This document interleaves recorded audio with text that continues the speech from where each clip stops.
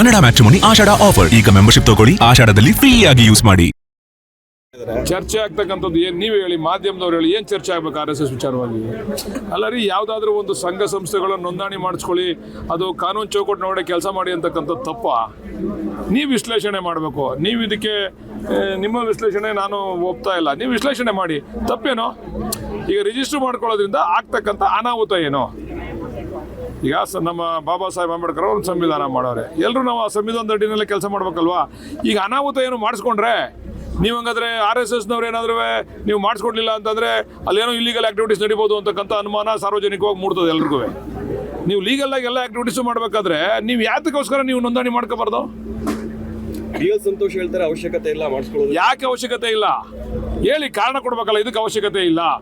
ಈಗ ಯಾವುದೇ ಒಂದು ನಾವು ಏನಾದ್ರು ಒಂದು ಸಂಘ ಸಂಸ್ಥೆಗಳು ಕೆಲಸ ಮಾಡಬೇಕು ಅಂತಂದರೆ ನಮ್ಮ ಕಾನೂನು ನಡಿನಲ್ಲೇ ಕೆಲಸ ಮಾಡ್ಬೇಕಲ್ಲಪ್ಪ. ಅದು ಮಾಡಿದ್ರೆ ತಪ್ಪೇನು? ಈಗ ಸಾರ್ವಜನಿಕರಲ್ಲಿ RSS ಬಗ್ಗೆ ಅಪಮಾನ ಮೂಡ್ತದೆ, ಒಂಥರ ಏನೋ ಒಂದು ಗೊಂದಲ, ಏನಪ್ಪ ಇವ್ರು ರಿಜಿಸ್ಟರ್ ಮಾಡಿಸ್ಕೊಂಡಿಲ್ಲ, ಏನು ನಡೀತದೋ ಅಲ್ಲಿ ಅಂತಕ್ಕಂಥದ್ದು. ಇವೆಲ್ಲವನ್ನು ಹೋಗ್ಲಾಡಿಸ್ಬೇಕಾದ್ರೆ RSS ಅವರು ಸ್ವಯಂ ಪ್ರೇರಿತವಾಗೇ ಮಾಡ್ಕೋಬೇಕು. ನಾವು ಹೇಳಿ ಮಾಡಿಸ್ತಕ್ಕಂಥದ್ದಲ್ಲ. ಈ ದೇಶ ನಡೆಸ್ತವ್ರೆ BJP ಪಕ್ಷದವರು, ಅದೊಂದು ಅವ್ರ ಅಂಗಸಂಸ್ಥೆ. BJP ಅವರು ಈ ದೇಶ ನಡೆಸಬೇಕಾದ್ರೆ ಕಾನೂನು ಎಲ್ರಿಗೂ ಒಂದೇ ಅಲ್ವಾ? ಶ್ರೀಸಾಮಾನ್ಯಗೂ ಒಂದೇ ಕಾನೂನು, ದೊಡ್ಡವ್ರಿಗೂ ಒಂದೇ ಕಾನೂನು ಅಲ್ವಾ? ಅದನ್ನು ಪಾಲಿಸ್ಬೇಕಲ್ವ RSSನವರು? ಎಲ್ಲ ಒಂದು ಕಡೆ ಏನೋ ಒಂದು ಭಯದ ವಾತಾವರಣದಲ್ಲಿ ಅವ್ರು ಇದ್ದಾರೆ ಅಂತಕ್ಕಂಥದ್ದು ಭಾವನೆ ಬರ್ತದೆ ಸಾರ್ವಜನಿಕರಿಗೆ. RSS ಅಲ್ಲಿ ಏನೋ ನಡೀತಾ ಇದೆ, ಒಳಗಡೆ ಏನೋ ಇದೆ, ಅದರಿಂದ ಅವರು ರಿಜಿಸ್ಟ್ರೇಷನ್ ಮಾಡಿಸ್ಕೊತಾ ಇಲ್ಲ ಅಂತಕ್ಕಂಥ ಭಾವನೆ ಬರ್ತದೆ. RSSನವ್ರಿಗೆ ನಾನು ಕೈ ಜೋಡಿಸಿ ಮನವಿ ಮಾಡ್ತೀನಿ, ದಯಮಾಡಿ ನೀವು ಕೂಡ ನಮ್ಮ ಕಾನೂನಿಗೆ ಗೌರವ ಕೊಟ್ಟು ರಿಜಿಸ್ಟ್ರೇಷನ್ ಮಾಡಿಸ್ಕೊಳ್ಳಿ ಅಂತೇಳಿ ಮನವಿ ಮಾಡ್ತೀನಿ. ಬ್ಯಾನ್ ಮಾಡ್ಲಿಕ್ಕೆ ಹುನ್ನಾರ ನಡೀತಿದೆ ಅಂತ ಕೂಡ ಆರೋಪ ಸರ್. ನೋಡ್ರಿ, ಯಾವುದು ರಿಜಿಸ್ಟ್ರೇಷನ್ ಇಲ್ದೇ ಇಲ್ಲಿಗಲ್ ಆಗಿ ಆಕ್ಟಿವಿಟೀಸ್ ನಡೆದ್ರೆ ಬರೀ RSS ಅಲ್ಲ, ಯಾವುದೇ ಸಂಘ ಸಂಸ್ಥೆಗಳನ್ನು ಬ್ಯಾನ್ ಮಾಡ್ತಕ್ಕಂಥ ಅಧಿಕಾರ ಕೇಂದ್ರ ಸರ್ಕಾರಕ್ಕೂ ಇದೆ, ರಾಜ್ಯ ಸರ್ಕಾರಕ್ಕೂ ಇದೆ. ಇಲ್ಲಿಗಲ್ ಮೀನ್ಸ್ ಅವರು ರಿಜಿಸ್ಟರ್ ಮಾಡಿಸ್ಕೊಂಡ್ಮೇಲೆ ಗೊತ್ತಾಯ್ತದೆ ಲೀಗಲ್ಲು ಇಲ್ಲಿಗಲ್ಲು ಅಂತ. ಅವ್ರು ರಿಜಿಸ್ಟರ್ ಮಾಡಿಸ್ಕೊಳ್ತಾರೆ, ನಮ್ಗೇನು ಗೊತ್ತಾಯ್ತದೆ ಏನು ನಡೀತದೆ ಅಲ್ಲಿ ಆಕ್ಟಿವಿಟೀಸ್ ಅಂತ? ಅವ್ರು ರಿಜಿಸ್ಟರ್ ಮಾಡಿಸ್ಕೊಳ್ಳಿ, ಆಮೇಲೆ ಗೊತ್ತಾಯ್ತದೆ ಏನೋ ಲೀಗಲ್ಲು ಇಲ್ಲಿಗಲ್ಲು ಅಂತ. ನಾನು ಇಲ್ಲಿಗಲ್ ಆಕ್ಟಿವಿಟೀಸ್ ಮಾಡಿದ್ರೆ ನಾನು ಎದುರ್ಕೋಬೇಕು ರಿಜಿಸ್ಟರ್ ಮಾಡಿಸ್ಕೊಳ್ಳೋಕ್ಕೆ. ನಾನು ಲೀಗಲ್ ಆಗಿದ್ರೆ ಯಾಕೆ ಎದುರ್ಕೋಬೇಕು ರಿಜಿಸ್ಟರ್ ಮಾಡಿಸ್ಕೊಳ್ಳೋಕ್ಕೆ? ಮಾಡಿಸ್ಕೊಳ್ಳಿಲ್ಲ ಅಂದ್ರೆ ಏನಾಗುತ್ತೆ ನೆಕ್ಸ್ಟ್? ಅದನ್ನ ಕಾನೂನು ಅದ್ರದ್ದು ಅಂತ ಕ್ರಮ ತಗೊಂತಾರೆ. ಚರ್ಚೆ ಆಗ್ತಕ್ಕಂಥದ್ದು ಏನು ನೀವು ಹೇಳಿ, ಮಾಧ್ಯಮದವ್ರು ಹೇಳಿ, ಏನು ಚರ್ಚೆ ಆಗ್ಬೇಕು RSS ವಿಚಾರವಾಗಿ? ಅಲ್ಲ ರೀ, ಯಾವುದಾದ್ರೂ ಒಂದು ಸಂಘ ಸಂಸ್ಥೆಗಳನ್ನು ನೋಂದಣಿ ಮಾಡಿಸ್ಕೊಳ್ಳಿ, ಅದು ಕಾನೂನು ಚೌಕಟ್ಟಿನೊಳಗಡೆ ಕೆಲಸ ಮಾಡಿ ಅಂತಕ್ಕಂಥದ್ದು ತಪ್ಪ.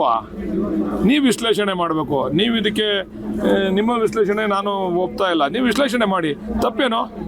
ಈಗ ರಿಜಿಸ್ಟರ್ ಮಾಡ್ಕೊಳ್ಳೋದ್ರಿಂದ ಆಗ್ತಕ್ಕಂಥ ಅನಾಹುತ ಏನು? ಈಗ ನಮ್ಮ ಬಾಬಾ ಸಾಹೇಬ್ ಅಂಬೇಡ್ಕರ್ ಅವರು ಸಂವಿಧಾನ ಮಾಡೋರೆ, ಎಲ್ಲರೂ ನಾವು ಆ ಸಂವಿಧಾನದ ಅಡಿನಲ್ಲೇ ಕೆಲಸ ಮಾಡ್ಬೇಕಲ್ವಾ? ಈಗ ಅನಾಹುತ ಏನು ಮಾಡಿಸ್ಕೊಂಡ್ರೆ ನೀವು ಹಂಗಾದ್ರೆ RSSನವ್ರು ಏನಾದರೂ ನೀವು ಮಾಡಿಸ್ಕೊಡ್ಲಿಲ್ಲ ಅಂತಂದರೆ ಅಲ್ಲೇನೋ ಇಲ್ಲಿಗಲ್ ಆ್ಯಕ್ಟಿವಿಟೀಸ್ ನಡಿಬೋದು ಅಂತಕ್ಕಂಥ ಅನುಮಾನ ಸಾರ್ವಜನಿಕವಾಗಿ ಮೂಡ್ತದೆ ಎಲ್ರಿಗೂ. ನೀವು ಲೀಗಲ್ಲಾಗಿ ಎಲ್ಲ ಆ್ಯಕ್ಟಿವಿಟೀಸು ಮಾಡಬೇಕಾದ್ರೆ ನೀವು ಯಾತಕ್ಕೋಸ್ಕರ ನೀವು ನೋಂದಣಿ ಮಾಡ್ಕೋಬಾರ್ದು? ಸಂತೋಷ್ ಹೇಳ್ತಾರೆ ಅವಶ್ಯಕತೆ ಇಲ್ಲ ಮಾಡಿಸ್ಕೊಳ್ಳೋದು. ಯಾಕೆ ಅವಶ್ಯಕತೆ ಇಲ್ಲ ಹೇಳಿ, ಕಾರಣ ಕೊಡ್ಬೇಕಲ್ಲ. ಇದಕ್ಕೆ ಅವಶ್ಯಕತೆ ಇಲ್ಲ. ಈಗ ಯಾವುದೇ ಒಂದು ನಾವು ಏನಾದ್ರು ಒಂದು ಸಂಘ ಸಂಸ್ಥೆಗಳು ಕೆಲಸ ಮಾಡಬೇಕು ಅಂತಂದರೆ ನಮ್ಮ ಕಾನೂನು ನಡಿನಲ್ಲೇ ಕೆಲಸ ಮಾಡ್ಬೇಕಲ್ಲಪ್ಪ. ಅದು ಮಾಡಿದ್ರೆ ತಪ್ಪೇನು? ಈಗ ಸಾರ್ವಜನಿಕರಲ್ಲಿ RSS ಬಗ್ಗೆ ಅಪಮಾನ ಮೂಡ್ತದೆ, ಒಂಥರ ಏನೋ ಒಂದು ಗೊಂದಲ, ಏನಪ್ಪ ಇವ್ರು ರಿಜಿಸ್ಟರ್ ಮಾಡಿಸ್ಕೊಂಡಿಲ್ಲ, ಏನು ನಡೀತದೋ ಅಲ್ಲಿ ಅಂತಕ್ಕಂಥದ್ದು. ಇವೆಲ್ಲವನ್ನು ಹೋಗ್ಲಾಡಿಸ್ಬೇಕಾದ್ರೆ RSS ಅವರು ಸ್ವಯಂ ಪ್ರೇರಿತವಾಗೇ ಮಾಡ್ಕೋಬೇಕು. ನಾವು ಹೇಳಿ ಮಾಡಿಸ್ತಕ್ಕಂಥದ್ದಲ್ಲ. ಈ ದೇಶ ನಡೆಸ್ತವ್ರೆ BJP ಪಕ್ಷದವರು, ಅದೊಂದು ಅವ್ರ ಅಂಗಸಂಸ್ಥೆ. BJP ಅವರು ಈ ದೇಶ ನಡೆಸಬೇಕಾದ್ರೆ ಕಾನೂನು ಎಲ್ರಿಗೂ ಒಂದೇ ಅಲ್ವಾ? ಶ್ರೀಸಾಮಾನ್ಯಗೂ ಒಂದೇ ಕಾನೂನು, ದೊಡ್ಡವ್ರಿಗೂ ಒಂದೇ ಕಾನೂನು ಅಲ್ವಾ? ಅದನ್ನು ಪಾಲಿಸ್ಬೇಕಲ್ವ RSSನವರು? ಎಲ್ಲ ಒಂದು ಕಡೆ ಏನೋ ಒಂದು ಭಯದ ವಾತಾವರಣದಲ್ಲಿ ಅವ್ರು ಇದ್ದಾರೆ ಅಂತಕ್ಕಂಥದ್ದು ಭಾವನೆ ಬರ್ತದೆ ಸಾರ್ವಜನಿಕರಿಗೆ. RSS ಅಲ್ಲಿ ಏನೋ ನಡೀತಾ ಇದೆ, ಒಳಗಡೆ ಏನೋ ಇದೆ, ಅದರಿಂದ ಅವರು ರಿಜಿಸ್ಟ್ರೇಷನ್ ಮಾಡಿಸ್ಕೊತಾ ಇಲ್ಲ ಅಂತಕ್ಕಂಥ ಭಾವನೆ ಬರ್ತದೆ. RSSನವ್ರಿಗೆ ನಾನು ಕೈ ಜೋಡಿಸಿ ಮನವಿ ಮಾಡ್ತೀನಿ, ದಯಮಾಡಿ ನೀವು ಕೂಡ ನಮ್ಮ ಕಾನೂನಿಗೆ ಗೌರವ ಕೊಟ್ಟು ರಿಜಿಸ್ಟ್ರೇಷನ್ ಮಾಡಿಸ್ಕೊಳ್ಳಿ ಅಂತೇಳಿ ಮನವಿ ಮಾಡ್ತೀನಿ.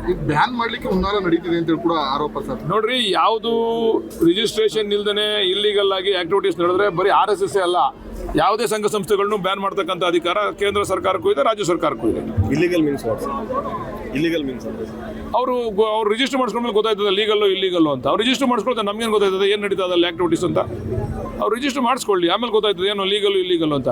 ನಾನು ಇಲ್ಲಿಗಲ್ ಆಕ್ಟಿವಿಟೀಸ್ ಮಾಡಿದ್ರೆ ನಾನು ಎದುರ್ಕೋಬೇಕು ರಿಜಿಸ್ಟರ್ ಮಾಡಿಸ್ಕೊಳ್ಳೋಕ್ಕೆ. ನಾನು ಲೀಗಲ್ ಆಗಿದ್ರೆ ಯಾಕೆ ಎದುರ್ಕೋಬೇಕು ರಿಜಿಸ್ಟರ್ ಮಾಡಿಸ್ಕೊಳ್ಳೋಕ್ಕೆ? ಮಾಡಿಸ್ಕೊಳ್ಳಿಲ್ಲ ಅಂದ್ರೆ ಏನಾಗುತ್ತೆ ನೆಕ್ಸ್ಟ್? ಅದನ್ನ ಕಾನೂನು ಅದ್ರದ್ದು ಅಂತ ಕ್ರಮ ತಗೊಂತಾರೆ. ಕನ್ನಡ ಮ್ಯಾಟ್ರಿಮೋನಿ ಆಷಾಢ ಆಫರ್. ಈಗ ಮೆಂಬರ್ಶಿಪ್ ತಗೊಳ್ಳಿ, ಆಷಾಢದಲ್ಲಿ ಫ್ರೀ ಆಗಿ ಯೂಸ್ ಮಾಡಿ.